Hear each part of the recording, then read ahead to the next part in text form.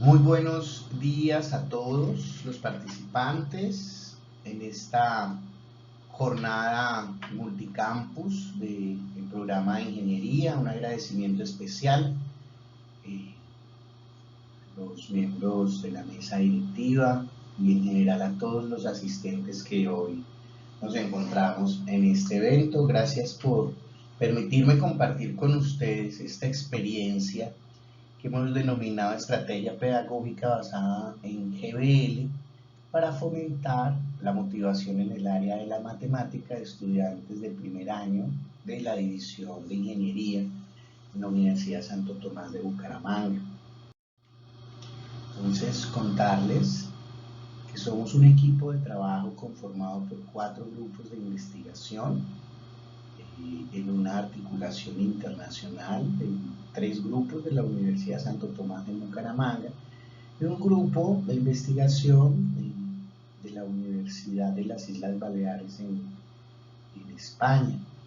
Entonces estos son de Bucaramanga, de Bogotá, los grupos Unitel, que se dedican a la tecnología, a las TIC aplicadas, el grupo Espiral de la Unidad de Desarrollo Curricular y Formación Docente en su línea particular de sujetos pedagógicos, y el grupo de investigación Gisibaya del Departamento de Ciencias Básicas, pues que también se dedica, digamos, a varios aspectos relacionados con el desarrollo didáctico, pero también con el desarrollo del conocimiento alrededor de las ciencias básicas para la formación.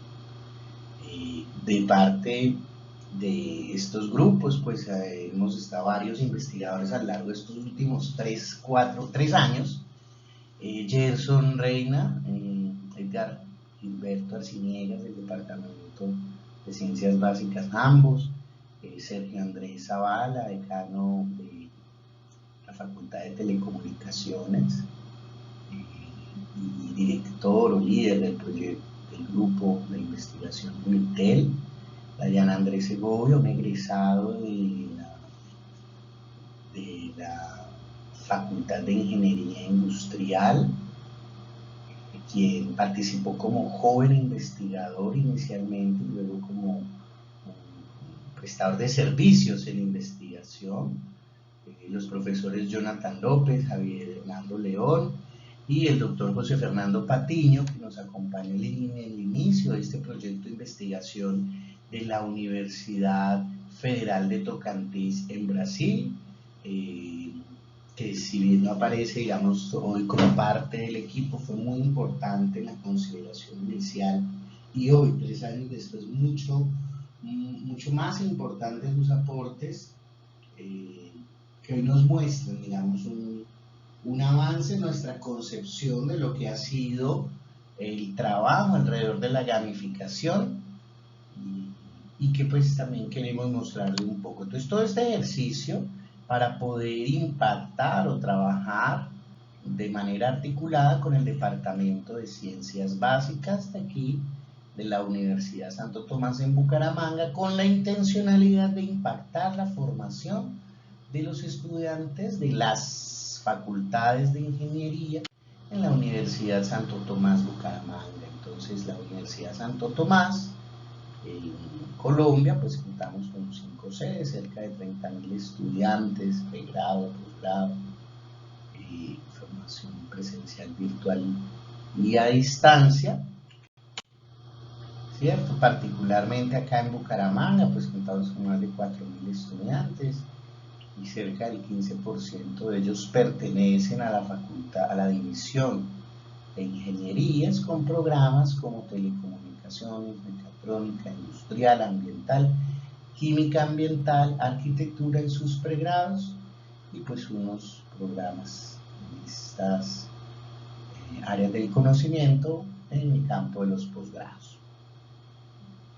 Entonces en este campo tenemos claridad de la importancia de las matemáticas en la formación de los ingenieros. No en vano, pues asociaciones como EIBED, la ENAE y el mismo Ministerio de Educación han planteado unos lineamientos, unos derroteros, unos estándares, unas normativas a nivel nacional para plantear que deben haber unos mínimos en la formación de los ingenieros, y dentro de estos mínimos, digamos que el desarrollo del pensamiento matemático es determinante.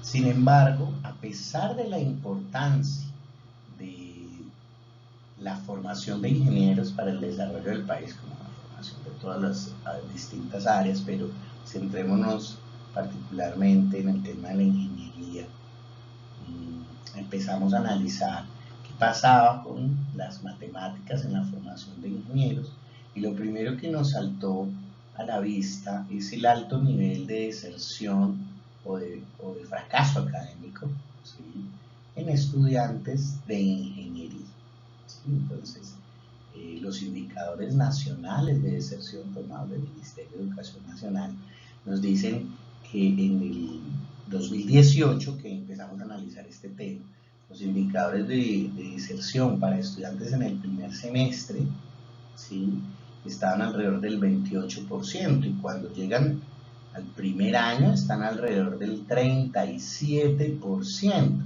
En la USA estamos un poco por debajo de los índices de deserción nacional, pero eso no debe ser algo que nos orgullezca, porque de todas maneras estamos hablando de que al primer año el 30% de los estudiantes ya no están con nosotros, ¿sí? Y eso es algo que nos interesa analizar. ¿Qué aspectos influyen en esto? Varios. Castaño, Montoya y Tinto nos invitan a pensar que hay distintos aspectos que influyen en la deserción de los estudiantes y en el bajo rendimiento académico, aspectos individuales, académicos, institucionales y o socioeconómicos. ¿Por qué me quiero detener aquí? Para que podamos visualizar que el asunto de la educación no es un tema simple, no es un tema lineal, es un tema complejo, y que debe empezar a pensar estrategias en ese mismo orden. Hoy, 3 años después de estas intervenciones o de este proceso en el que vamos trabajando, entendemos que no se trata de un solo elemento del ecosistema de formación, sino de una transformación de todos los elementos en distintos niveles para que podamos ir logrando transformaciones en la estructura y dinámica del proceso de enseñanza de las matemáticas. Entonces, aspectos individuales como la edad, el género, el entorno, los intereses personales, las dificultades de interacción personal con los procesos de formación son determinantes. Procesos académicos, muchísimos, entre esos los métodos de estudio, la concepción de aprendizaje que tienen los estudiantes, ¿sí?, el impacto que generan los resultados en las pruebas, en el tipo de pruebas que estamos utilizando, el rendimiento académico, los tipos de curso, las características de los cursos, las características del contenido, y bueno, aquí hay todo un campo de investigación en esa línea. Asimismo, entender que hay otros aspectos como los institucionales o los socioeconómicos, incluso unos que aquí no traje, que son los afectivos, que influyen de manera determinante en el proceso de aprendizaje de los estudiantes. Entonces, mirando un poco este fenómeno desde allá en el 2018, desde entonces, nos encontramos con que en los distintos espacios académicos de primer año de los estudiantes teníamos unos índices, o tenemos unos índices, por allá en el 2016 del 49%, y que si bien disminuyen en el 2017 al 41%, pues todavía siguen siendo realmente unos valores significativamente altos, ¿sí? Sobre todo en espacios académicos como cálculo, álgebra y ecuaciones diferenciales. Temas que son importantes, como digo, porque siguen diciéndonos que hay un que hay un aspecto necesario de revisar, que hay un aspecto al que tenemos que prestarle atención y que no debemos simplemente pasarlo como que el 50% de los estudiantes de este espacio académico tienen nivel de reprobación. Entonces, hoy por hoy, en el marco del decreto 1330 y la resolución 021-795, el proceso de acompañamiento para el logro de los resultados de aprendizaje es determinante. Entonces no es suficiente para nosotros con decir aprobaron o reprobaron este número de estudiantes, ¿cierto? La deserción, esos índices de deserción nos invitan a llevar a los estudiantes a un proceso no de pasar fácilmente, eso no lo vimos, pero sí de vivir experiencias de aprendizaje significativas que permitan un tránsito por estos conocimientos con mayor efectividad y eficacia.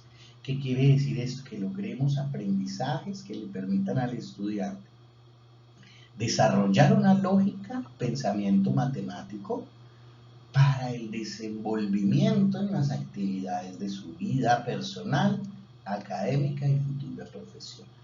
Entonces, nos basamos en algunos autores como Tinto, Bergson, Liscano, para identificar que existen muchos factores en el proceso de deserción o de fracaso académico en las matemáticas, que hay un aspecto determinante que son las prácticas educativas de los docentes, ¿cierto? La enseñanza sigue siendo un papel determinante, teniendo un papel determinante en la interacción educativa, y dos temas que nos llaman la atención,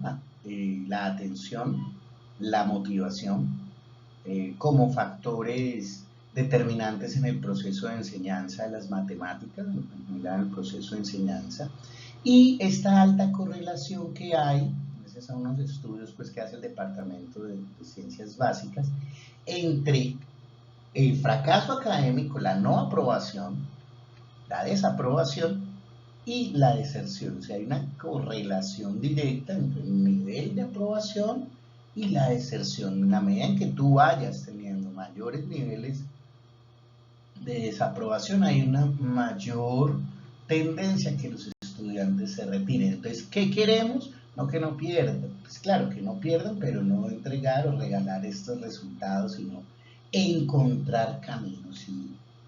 Y de eso es que trata este proyecto.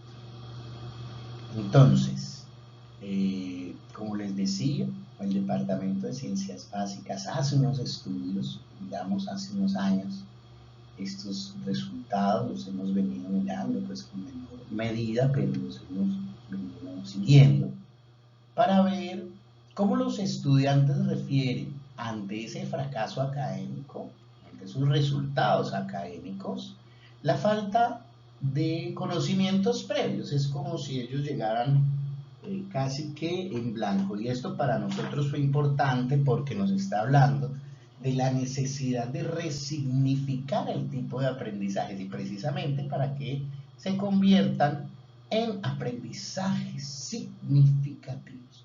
Entonces esto nos invita a repensar la forma de trabajo en el aula.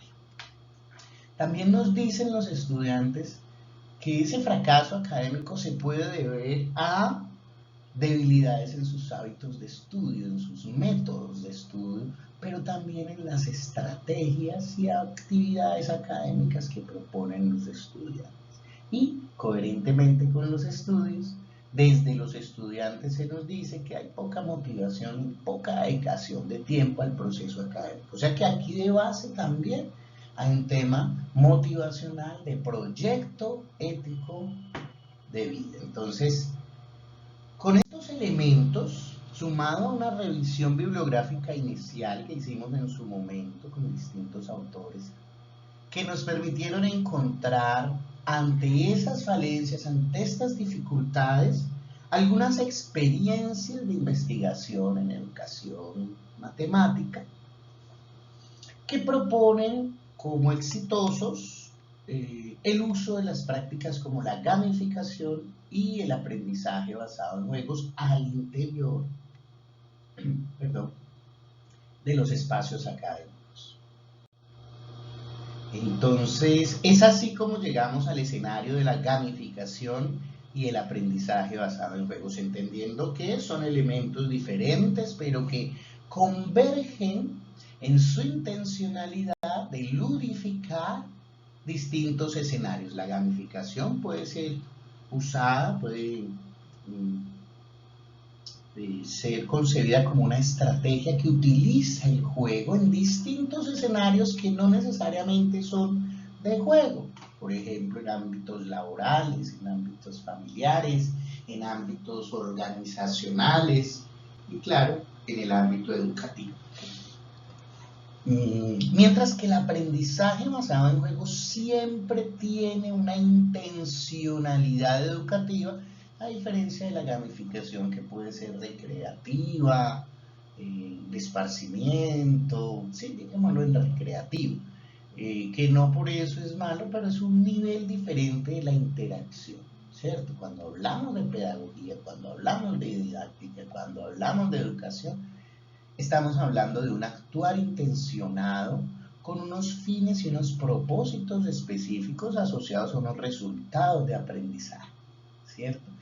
Este es el escenario del aprendizaje basado en juegos, que utiliza las dinámicas del juego, que utiliza instrumentos del juego, que diseña dispositivos de juego estructurados, organizados para el logro de unos resultados de aprendizaje. Sin embargo, hay aquí algo que me parece importante resaltar y no olvidar, y tiene que ver, sí, con esa creación del dispositivo para la educación, pero también con este elemento estético, que tiene que ver con la posibilidad de generar una interacción con lo que dice y hace el estudiante. La posibilidad de tomar esto que él dice y hace y devolverlo a través de una realimentación, de una devolución que permita, que posibilite la transformación del actuar, del decir, del pensar de los estudiantes. Y me detengo aquí porque definitivamente considero que hoy nos encontramos en ese aspecto, en valorar muchísimo más el papel del estudiante. Ahorita vamos a ver que desarrollamos unos dispositivos didácticos y que son necesarios, pero no son suficientes si no contamos con esa capacidad del docente para hacer devolución, para hacer retroalimentación, para generar una interactividad especial con nuestros estudiantes. Y cuando digo especial es que es una interactividad orientada al crecimiento, y al crecimiento individual como seres humanos integrales, y obviamente al desarrollo de capacidades, conocimientos, habilidades pensadas y propuestas por el programa dentro de su proyecto educativo de formación, es decir, al desarrollo de resultados de aprendizaje y competencias. Entonces, importante no perder de vista estos aspectos. Un modelo que fue, es y ha sido y será importante para nosotros en esta comprensión de la investigación es el modelo ARCS. El modelo ARCS de Keller nos permitió entender el proceso de aprendizaje basado en 4 dimensiones, 4 elementos que están interactuando permanentemente en un proceso de aprendizaje y que de esa interacción depende la significatividad del mismo. Entonces, el modelo ARCS de Keller nos permite entender por las iniciales de estas 4 palabras una comprensión multidimensional del aprendizaje. Estos elementos del aprendizaje que se relacionan son la atención, la capacidad y disposición de los seres humanos, de los jóvenes, de los adultos, para prestar atención a algo. Sin atención no hay fijación de los contenidos. Pero hay otro aspecto importante, yo puedo estar prestando atención, pero si eso no es relevante para mí, pues va a haber difusión de esa atención o enfoque de esa atención. Y hay un elemento subjetivo importante. Entonces, para todos aquellos que nos gusta o nos gustaba, en un caso particular, la enseñanza objetivista, hay un aspecto importante, o dos mejor, importante, que nos empiezan a descolocar de este lugar, es la confianza y la satisfacción. Es decir, que el aprendizaje no se da per se. Los contenidos externos no se apropian per se, sino que son filtrados por una película, por las películas de las personas, que son mediadas por los procesos perceptivos y cognitivos. Entonces, en la cognición, en el proceso de aprendizaje está mediado por factores subjetivos como la confianza, la satisfacción, y esto nos empieza a decir el mismo discurso, los mismos conocimientos no son apropiados de la misma forma. ¿Por qué? Por factores de atención, relevancia, confianza y satisfacción, y esto varía en cada persona.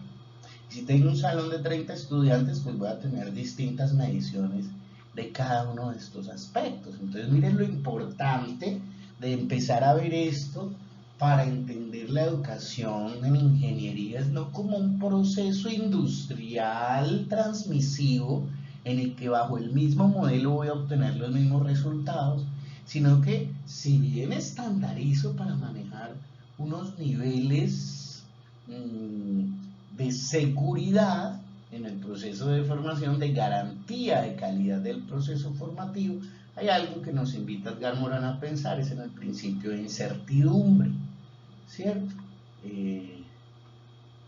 Entonces, ese principio de incertidumbre también nos lleva a pensar en educación, en lo que tiene que ver con la flexibilidad del proceso educativo. Vamos a mirar un poco rápidamente lo que nos dice Keller sobre estos 4 elementos de la atención, la relevancia, la confianza y la satisfacción. Aspectos fundamentales en el aprendizaje que nos invitan, por ejemplo, a facilitar y apoyar el interés y la curiosidad de los estudiantes, a usar elementos, como llamamos los psicólogos, excitatorios, en un buen sentido de la palabra, gatillantes de la atención, ¿sí? Disparadores de la retícula, el sistema reticular, que es una red, por eso se llama reticular, de canales de comunicación, comunicaciones entre axones y dendritas que conforman cuerpos blancos de interacción o líneas de comunicación entre las neuronas y que cubren todo el sistema nervioso y permiten entonces movilizar información, pero también mantener el nivel de atención y concentración, ¿no? Actividades mentales básicas y que se ven afectadas por procesos biológicos, emocionales, sociales. Entonces esto no podemos darle por sentado y asumir que cuando un estudiante llegue y se siente en el salón, llega y prende el equipo, entonces se encuentran 10 niveles de atención, ¿sí?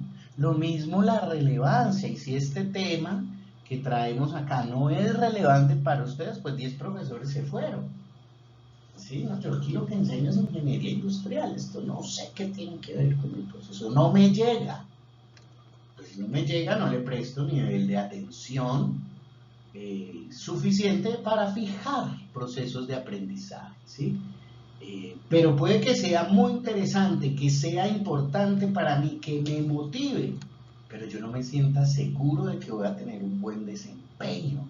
Y entonces miren lo importante de estimular las posibilidades de aprendizaje de los estudiantes, es decir, no solo quedarnos en presentar las actividades, sino poder generar confianza en el desempeño de los estudiantes. Asimismo, presentar, por ejemplo, la retroalimentación para que ellos entiendan cómo van, ¿sí?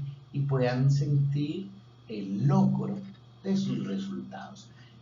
Bueno, esos elementos importantes y otros también que plantea como en línea de desarrollo de los procesos formativos, planteando como unas fases de análisis, planeación, diseño, desarrollo, implementación y evaluación, algo pues en lo que tenemos que trabajar. Continuando con la presentación del proyecto, entonces nos propusimos hacer una estrategia de enseñanza mediada de aprendizaje basado en problemas. Y para esto lo primero que hicimos fue una revisión sistemática de la literatura para identificar dónde está el conocimiento alrededor de este tema. Y este ejercicio lo hicimos basados en dos autores importantes, Pettigrew y Gast, que nos permitieron trazar una estructura de esa revisión sistemática, un ejercicio riguroso para poder obtener no solo un producto publicable, que así se hizo, sino tener los insumos y un estado del arte actualizado de la formación en matemáticas con el uso de recursos tecnológicos. Entonces nos procuramos mirar qué tipo de juegos y características se usan en educación superior, cómo influye el GBL en la motivación y el desempeño académico, cuáles son las principales dimensiones del comportamiento y el desempeño de los estudiantes en las intervenciones publicadas. Así que nos hicimos una ecuación de búsqueda de 3 elementos importantes asociados que nos arrojaron publicaciones pues por países y nos dice que Estados Unidos y China son los que más producen en este campo, que hay 5 o 6 revistas que agrupan mayor número de publicaciones en este campo, que están en esta línea, y que nos permitieron entender la gamificación dividida tanto por sus variables del juego como por las salidas del resultado proceso. Entonces miren que por variables del juego pudimos entender los juegos por propósitos, si son juegos digitales, los géneros del juego o las plataformas que ellos utilizan. Y si son por salidas o resultados, hay juegos de dominio afectivo, de dominio cognitivo, que es el que más usamos en contextos educativos, de dominio comportamental, que es para el desarrollo de habilidades prácticas, y de dominio fisiológico, miren que por allá nosotros no estamos trabajando. Entonces, interesante poder mirar cómo estos elementos nos ayudaron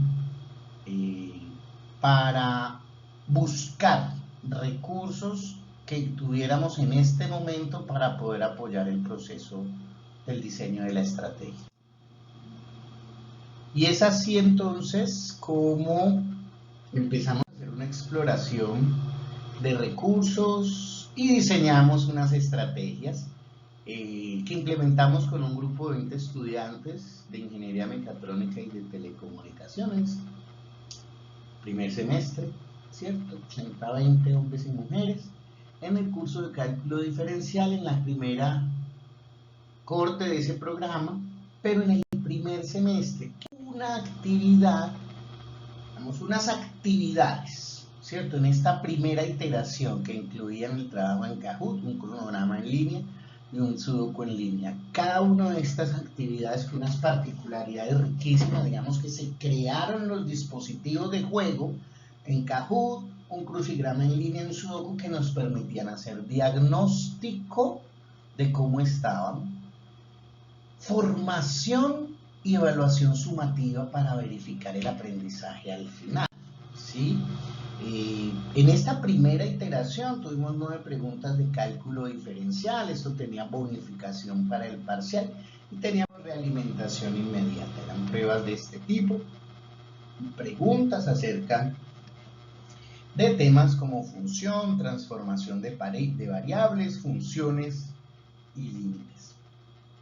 Quienes conocen el Kahoot saben que es una herramienta de preguntas con un tema de competencia frente a la respuesta en el menor tiempo posible, y eso te da un tema de puntuación. Entonces esto ludifica y gamifica el ejercicio de aprendizaje generando factores de interés. Esto se desarrolló en los escenarios de clase, como lo pueden ver, generando trabajos individuales, también trabajos de grupo. Para el análisis de esta información, adaptamos un inventario que nos ayuda a medir cada uno de estos factores de atención, confianza, relevancia del modelo ARCS. Lo adaptamos, digamos, a nuestras necesidades y pudimos medir cada uno de estos factores y obtuvimos varios resultados. Entonces, contarles que, digamos, usamos varias estrategias en esa iteración y que estos resultados nos permitieron tener unas ideas importantes de lo que estaba pasando en el proceso. Entonces, primero, los resultados de la prueba nos dicen que sí, que este tipo de estrategias llaman la atención de los estudiantes y contribuyen positivamente a la sostenibilidad de esa atención, tema hoy determinante. Ratas de atención o intervalos de atención cada vez más disminuidos, ¿cierto? Y ahora en la interactividad pues mucho más. Son aspectos que debemos tener en consideración. Los resultados nos mostraron también que hay aumento de confianza en las personas al desarrollar el ejercicio asistido por dispositivos tecnológicos. Asimismo nos mostró que hay una contribución positiva del desarrollo de estos ejercicios a la satisfacción y a la relevancia. La gente se siente a gusto y empieza a asumir esto como parte de su proceso formativo. Entonces, un análisis bien interesante para tener este par de hallazgos que nos llevan, como les decía, a ver estos aspectos en general. Sí hay una apuesta por la atención, sí se estimula el interés por el aprendizaje, sí se hace un poco más significativo porque se pone interés, motivación y disfrute en este ejercicio. Y esto influye positivamente, y lo tenemos con resultados empíricos, en la transformación del aprendizaje, ¿cierto? ¿Qué nos llevó a concluir?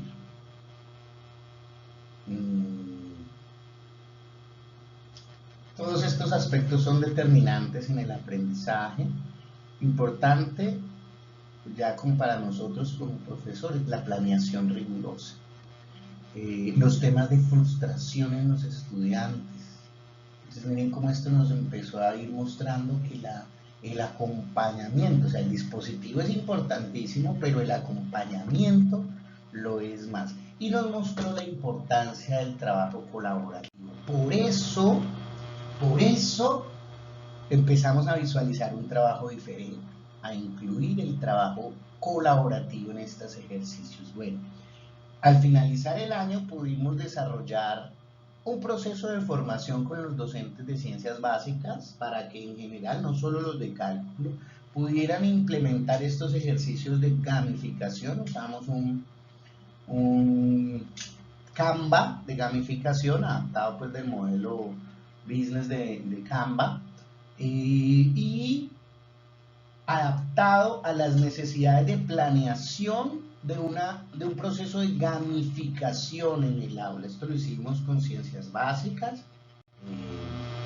y es algo pues que nos llena pues como de agrado, porque creemos que no se trata solo de crear nosotros un trabajo, sino de poder ir impactando el trabajo en los distintos procesos formativos, publicaciones, participaciones en eventos, que nos llevan a decir, venga, tenemos unos ejercicios de gamificación, pero queremos realmente utilizar un ejercicio que transversalice el proceso formativo.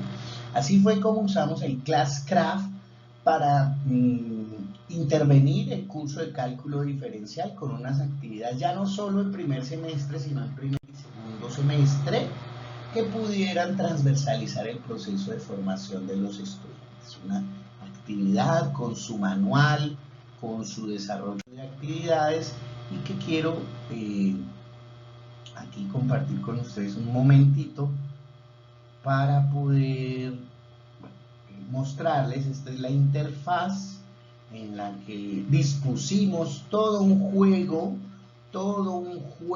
con metas, con dificultades, con castigos, con beneficios, con personajes, digamos que los estudiantes iniciaban en este ejercicio. Entonces eso fue un trabajo de formar docentes, formar estudiantes en el dispositivo e interactuar en él.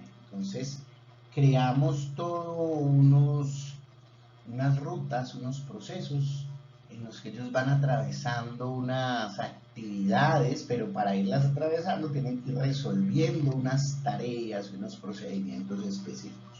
Un avance significativo ante lo que eran los sudoku, los puzzle y el sudoku, ¿sí? El Kahoot, importantísimo, un énfasis en el instrumento, en la plataforma, una actividad estructurada que la evaluamos diferente, la evaluamos a través de grupos focales con estudiantes, cómo fue la interactividad con los recursos, si bien utilizamos la escala IMMS esta vez, si bien fue coherente con los resultados, hay resultados positivos para atención, para confianza, vemos que si bien eso se mantuvo coherente diciéndonos el uso de instrumentos y dispositivos está bien, pero empezamos a ver otros aspectos, como el papel del docente detrás del uso de estos dispositivos, y ya por segunda vez nos decía, mire, el papel de la retroalimentación, el papel de la retroalimentación.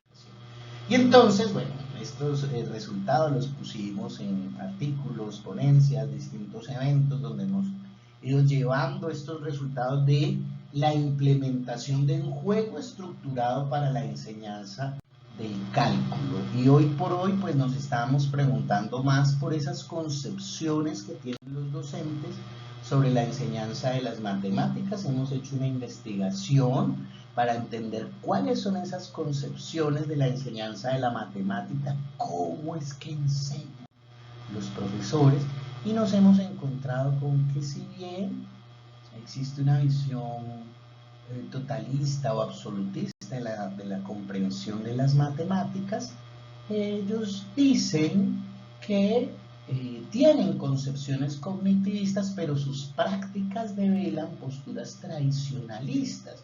Entonces lo que nos encontramos es que coexiste una visión tradicional de la enseñanza con perspectivas activas. Entonces esto nos devela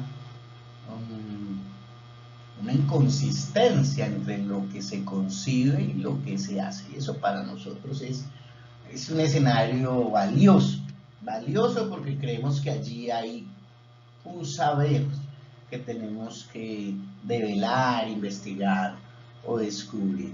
Y esto nos invita pues a mirar el papel del docente, el uso del lenguaje para la retroalimentación, el uso estético de la capacidad que tenemos para la evolución de los estudiantes, y nos plantea unos retos frente a la innovación educativa, frente a la investigación didáctica y frente a la posibilidad de que todo lo que hagamos en el aula sea un proceso investigativo de acción educativa, lo que llamo la investigación, acción educativa. Entonces esto es lo que hemos hecho con la gamificación en la enseñanza de ingeniería con estudiantes de primer año. Muchísimas gracias por su atención, espero no haberles dado su atención y que esto haya sido un poco estimulante para ver cómo desde nuestras aulas en procesos sencillos podemos generar transformaciones de la práctica, pero no solo eso, sino medirlas, valorarlas y generar nuevo conocimiento con las mismas. Mi nombre es Lewis García, estoy muy contento de haberles presentado este pequeño ejercicio de lo que ha sido 3 años de investigación frente al tema del aprendizaje y las matemáticas. Muchas gracias.